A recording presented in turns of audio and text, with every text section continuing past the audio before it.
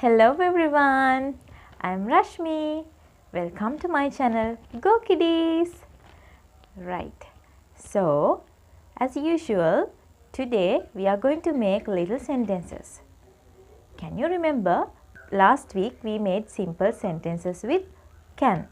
So today we are going to try the negative form.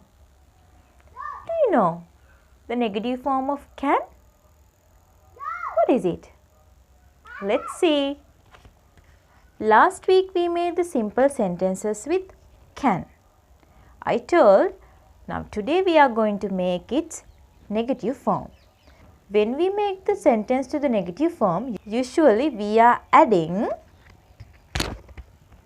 not. So what would be the negative form of can? Can anyone guess? It is cannot. Shall we read it? Cannot.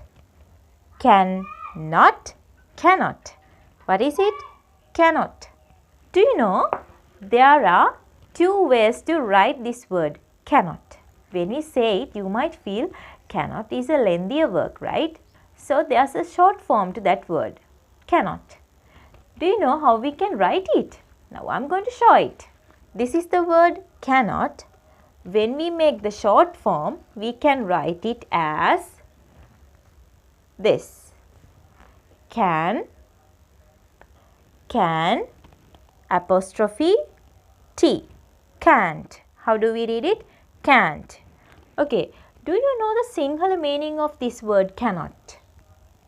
Cannot කියන එකේ සිංහල අර්ථය තමයි බැහැ කියන එක. ඔයාලට මතක ඇති ගිය සතියේ අපි කරේ can. Can කියන එකේ සිංහල තේරුම තමයි පුළුවන් කියන එක. එහෙනම් cannot කියන එකේ තේරුම තමයි බැහැ කියන එක. So cannot and can't both says the same meaning.